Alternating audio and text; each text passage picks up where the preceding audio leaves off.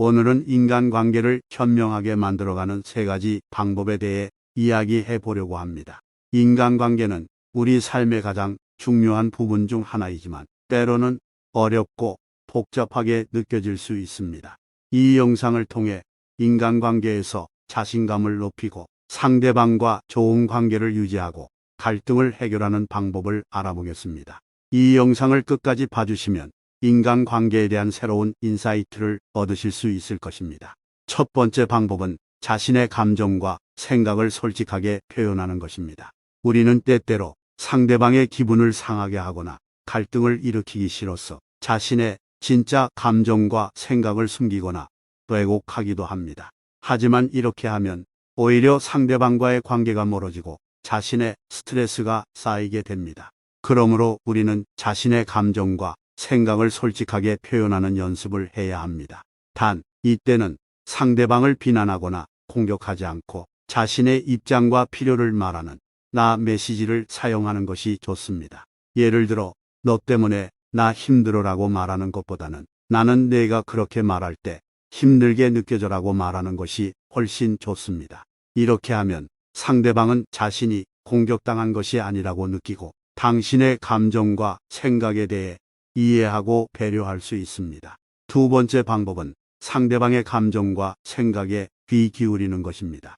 우리는 때때로 자신의 의견이나 입장만 주장하거나 상대방의 말을 듣지 않고 판단하거나 비난하기도 합니다. 하지만 이렇게 하면 오히려 상대방과의 관계가 악화되고 갈등이 심화될 수 있습니다. 그러므로 우리는 상대방의 감정과 생각에 귀 기울이는 연습을 해야 합니다. 단, 이때는 상대방의 말을 그대로 받아들이거나 동의하지 않아도 되고 단지 상대방이 어떻게 느끼고 생각하는지를 이해하려고 하는 공감이 필요합니다. 예를 들어, 너는 왜 그렇게 말했어? 라고 묻는 것보다는 너는 그렇게 말할 때 어떤 감정이 들었어? 라고 묻는 것이 훨씬 좋습니다. 이렇게 하면 상대방은 자신의 감정과 생각이 인정되고 존중되었다고 느끼고 당신에게 더 솔직하고 친밀하게 대할 수 있습니다. 세 번째 방법은 상대방과의 공통점을 찾고 다른 점을 존중하는 것입니다. 우리는 때때로 상대방과의 공통점을 무시하거나 다른 점을 거부하거나 비판하기도 합니다. 하지만 이렇게 하면 오히려 상대방과의 관계가 어색하고 적대적이게 됩니다. 그러므로 우리는 상대방과의 공통점을 찾고 다른 점을 존중하는 연습을 해야 합니다. 단, 이때는 상대방과의 공통점을 통해 친밀감과 신뢰감을 높이고 다른 점을 통해 다양성과 개성을 인정하고 배우는 자세가 필요합니다. 예를 들어, 너와 나는 정말 다르다라고 말하는 것보다는 너와 나는 어떤 점에서 비슷하고 어떤 점에서 다르구나라고 말하는 것이 훨씬 좋습니다.